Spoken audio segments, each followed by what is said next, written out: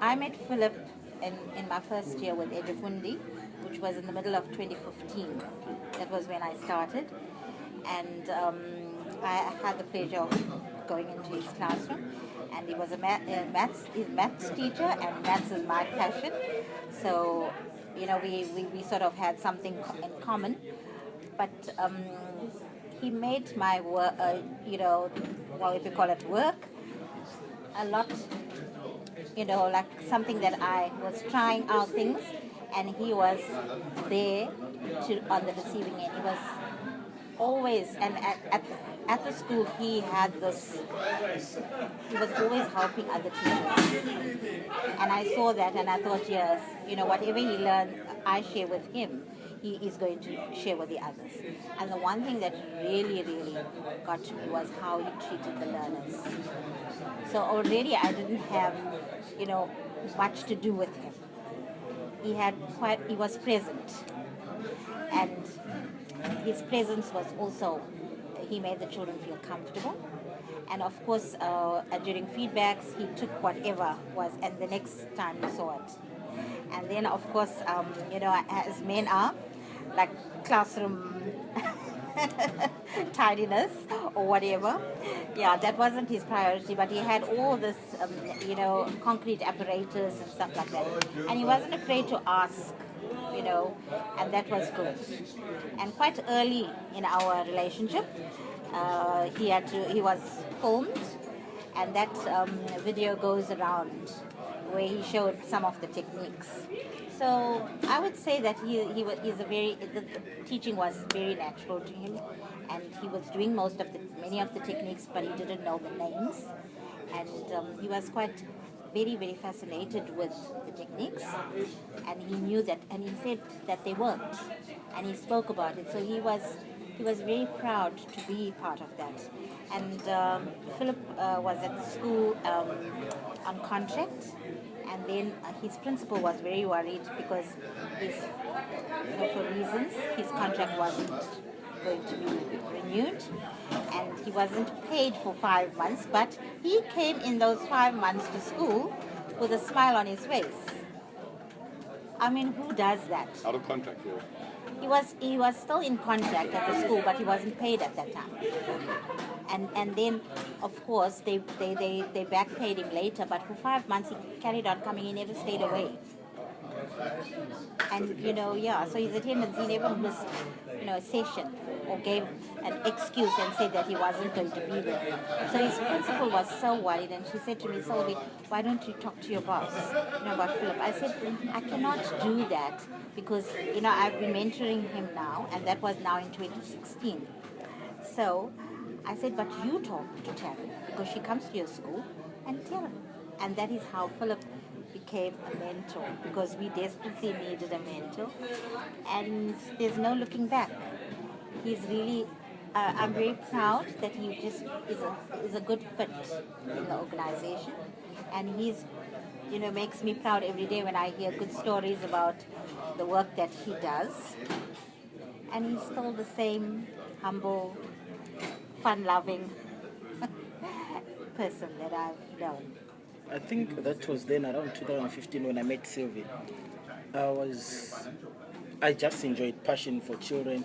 What I did most was just to welcome them, enjoy being with them, play with them, either break time or whatever time they come in. And then most of the time they'll find me at school already there. And because of that, it really made them feel a sense of belonging.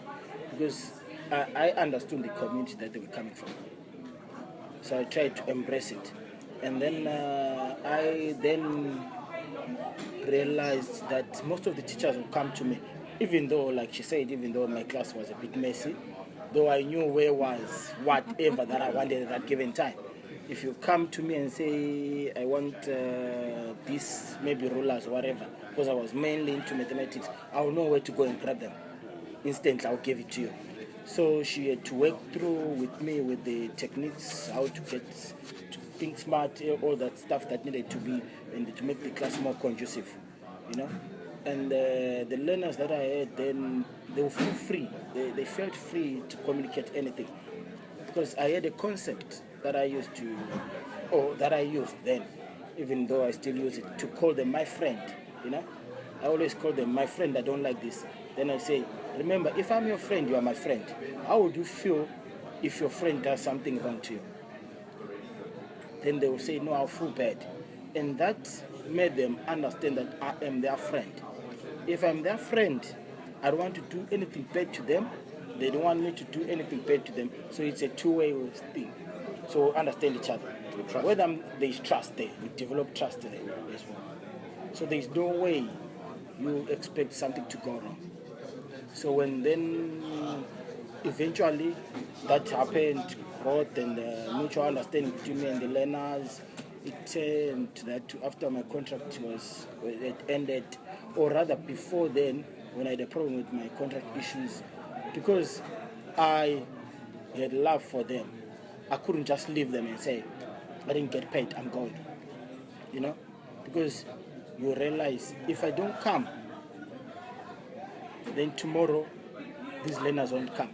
Because probably they don't get the same figure person, not a figure father per se, but a figure friend in the school. Because I had one of the craziest things that I used to do. I would say, for example, in a line, let's say one child doesn't come. I would say, nobody sits on that chair. So that chair must be vacant until that person comes. So imagine when you tell them that, learners will go back to say, yesterday you know there, your chair was empty. So then they come. When they come the following day, I don't ask them why didn't you come. I'll just say, welcome back. I missed you yesterday because your chair was empty. So that made them feel like, so which means if I'm not there, you won't say, you take that chair and use it. No. You keep my chair hoping that I am coming. That's what I did. So hoping that the person was still coming back to sit on their chair. So that made them feel happy. Even when I met them outside, one of the things that made me, I've shared this but very few occasions, that made me feel terrible. Or rather, I don't know, maybe made me feel like, which means there's something that I'm doing to these learners, so I must try and do more. 2 occasions. One day was a boy, I think maybe still there, I don't know. His name was Kola. This boy used to play around and jump around, and people would say, oh no, this boy is not going to do anything. But every time he comes to the class, I will laugh with that boy. He had a barrier in mathematics.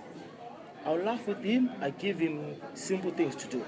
I make him my group leader, or when I'm going out, I say, you look after this, you do this. You know, after school, when others are gone, I say, wait for me, we go walk together, we fix the class together, we put things together. You know? That way I created love between them. Then one time when I was by the park station, by the train, by the station to long distance station, I was standing maybe, I think it's maybe 30 or 50 meters. You know, that place is so busy. But imagine you hear a child say, teacher, like, and I'm about to pay for my ticket. This child go like, teacher. I said to the person I was working with, I said, this child is calling me. Because you will never get a child calling a teacher in such a crowd with that such love. Like, teacher, you know, like, can you see me? And I'm like, wow. When I turned, I saw one of my students. He's one of the children I'm teaching in the class. And I had to give him, I would say, hi, and give that wave and show that I'm here to you. I give you attention, though I'm busy doing something, but I acknowledge what that. You know, there's so much. Then I joined Edufundi as a mentor. So I started sharing the knowledge that I have, that love that I have, that caring, and the skill as well. Because skill on its own doesn't make much without care, without love. For these two, they have to go together so that the learner won't feel like they're being forced to do something, but they will understand why they're doing what they're doing out of love. But if you just say, just do this, you don't smile with them, you don't show them love, then it means you want them to be what you want them to be. You don't want them to be what they want to be. Teachers writing on the board and children copying, and that practice is, you know, it's what we would call deductive, you know, kind of way of teaching. and the children don't learn because they just copy that work. It means nothing to them, and they're not even going to read it. But that, I mean, at this point, like in 2015, I was seeing a lot of that. And then teachers would also like put down PDNE, do not erase. So the next teacher comes in has no space, for that. But not that I saw it much at Solani Primary, but most of the other places. So it's like a gentle nudge to tell them that no, you can include that same information, but let the children, give them questions or something like that, true and false. Let them research, give them the text, and because they have textbooks, so let them get it, and that's the inductive way, and let them tell you about it. And then, so that was one thing that, I'm very passionate about, changing most of the lessons from deductive into inductive. And the teachers are enjoying it because the children are doing the lessons. So I tell them, be smart. You are there facilitating. You are just guiding them. Let them work. They are doing it, and hands-on, they will remember. Because the teachers, they do complain. We're teaching, but they don't do well in their assessments. So then I said it's because they are not hands-on. Yes. Because the one day a teacher was reading a text about Miriam Makeba, and he was like reading it and saying, to them. And then I said, can I just assist you? I don't want to. He thought I was going to read, or maybe he was not, I wouldn't do that. But I just put a song on, and they just started, they stood up and they were dancing. And they knew who they were talking about. But while he was reading the text, they didn't even have a clue. So when he saw that, the teacher, it was this year, he like teared. And he said, Sylvie, you showed me something that is just missing in my class. And I said, but you love music. You teach in the choir and whatever. So why don't you bring it in? Children love it. And they will remember that now. So that is what I'm really, really passionate about. In the same sense, I think I remember I was in one of the schools. There is a poem that's about the train, or something about the train. I think it's in grade 4. I downloaded the poem itself, and I played it to the children. Because sometimes it's easy to listen to something and attach it to the words than just having the words and it doesn't make anything. Because you need to read for them. But when you're reading for them, maybe you find you're not that good. But if you play the poem and the learners, they can attach that to the words. They feel like, wow, how about if I can try and read about like that person? Because I went to one of the schools, I think they were talking about Luto and Gamlana, yeah. What I did was, I was teaching comprehension. I said to them, listen, do you watch news?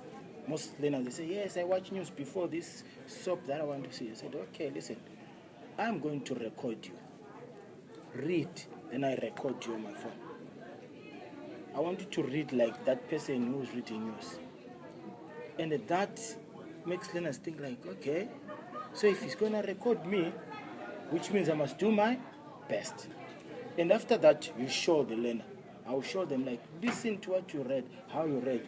They want, can I read so that I try better? Can I read? So by that, as they read, and if I show them, when I show them to how the reading went, what's happening?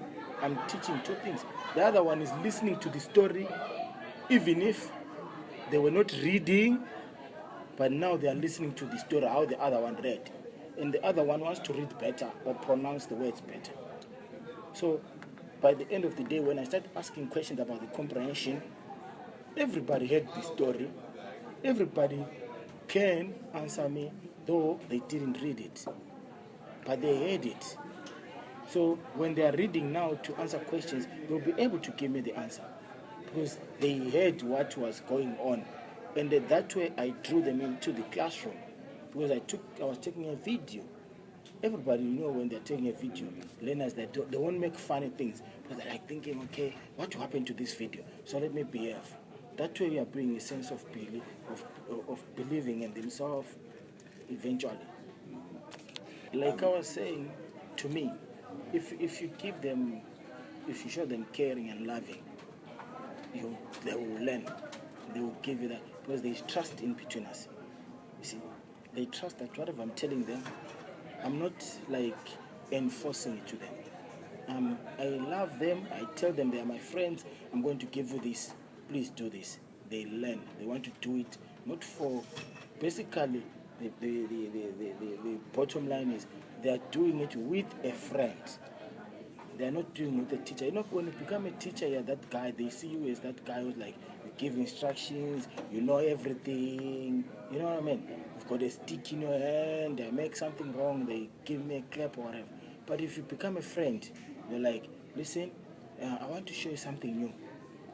If I make, and they deliberately, sometimes you make mistakes unaware. Because you are a friend, a child can raise a hand and say, teacher, you made a mistake there. Then you realize, oh, okay. You say, you acknowledge that, say, thank you, I made a mistake. Even tomorrow, if the child makes a mistake, you say, oh, you made a mistake. That child will learn to say, thank you back. Then that way, learning is taking place. Otherwise, if you become that military style, like this is happening, no matter what mistake you make or you don't make, learners won't see it because you have not given to them to manipulate or to understand what you are doing. They will think like the way you wrote it, it's how it should be. Whether it's wrong or right, that's thing like it's how it should be. So imagine the only learners who learn are those who are gifted. Those who are not gifted, who don't understand, they will just take it as it is. Those ones who understand, they will change it on the paper. But you, as a teacher, you won't notice it. And then you realize the problem when at the end of the year, they're like, I've been teaching this thing wrongly. And how much mess you would have done the whole year. Will you be able to rectify 5 months of mistakes that you've done in one day? It's not going to be possible. To really perform when given the opportunity, instead of, like the teacher just telling them everything and trying to fill them up and then giving them a task. And then when they do the task, then the teacher's disappointed because many of them got it wrong. But now when we have introduced the practice session, which is like our planning that we have introduced. So although we're not forcing them to do it, but we've said introduce your lesson in 5-10 minutes, then 20 minutes is given to, or 10 minutes to the teacher and learners working together with the concept, and then the next 10 minutes, the learners working among themselves. So what was so great with that in one of my classes last year was that a child with learning disabilities or with gaps, whatever they wish to call him, but didn't respond to lessons. But as soon as the teacher changed her way of just introducing and then letting the children come. So it was like, she said that it was the lesson where they had to, sentences were like on card and they were cut up and then children had to put it. They were so eager to put it on the board. Then the group, when they were finished, they ran to the board. So it's like run to the board. It's a game. So it's with games that they learn. And this boy who did not participate, usually, he started participating. And that was what the teacher actually found so great. And she spoke about him, and she said that he never ever, anytime, like if it's words, like nouns, they draw a picture, then they understand, the noun, instead of just drilling those words on their own. So in the context, they underline nouns, let them draw a picture, and they find that. And they love to draw pictures. And the teacher said to me, I didn't know that I could do all these things with them. So it's also that content where the teachers do not have these ideas also, and they feel that they now are being empowered to unlock the potential of the children. They're not scared because they've got their peers there helping them. He wasn't even afraid to go to the board, and I had no idea that this was the problem with the child, because you're not there every day, you just see them like Yeah, so it is. We do. The children, I can tell you, it doesn't matter where they come from. As Principal Sakasa said, it's that they have the potential to become something greater. And we have to give them the opportunity. It must be wonderful seeing it happening. Yes, it is. It absolutely. You know, when I say that I love my job and it's my, like, I'm so grateful that I'm following my purpose in life. It is this that brings that joy. And the best part of my life, my job is being in the classroom there and seeing these things. And also seeing how the teachers, the mentees, they receive, you know, when you share with them, and all the ways in which they can teach one lesson and how much smarter they can work. Some of the teachers, once you sort of show them how how they can go about changing things, then they do it and then they share with others. You know, and then they say, I never thought about it, but look how it works for me. So that is what's happening now, which is great. It's in two forms. Firstly, it's easy for me to engage. It's easy for me to understand how they feel when I'm in their presence, in their space. You know, because I went through that. I would have somebody inside in my class. Then I'm like, okay, this is happening now. So it's easy for me to tell them, no, don't worry, relax. This is what's going to happen. And the other thing is, I'm so enjoying it because I can do the research part of it, and then I notice, okay, there is need. This teacher is lacking maybe with content or with resources. I can suggest resources, or if I have some in my tools box, I can just bring them and say, listen, I have something like this. I'll show you how this thing works. Look for something like this. Look for something like this. This is going to help you. Otherwise, being in one, if you think or if you notice that there's more people coming to asking for things, then you are confined in one place. You find yourself just helping those people. But now, in a week, I meet like 15 teachers. So you see how it is to spread the information. With 15 teachers in a week, so how much information do I give? How much do I share? I share more than when I was in one place.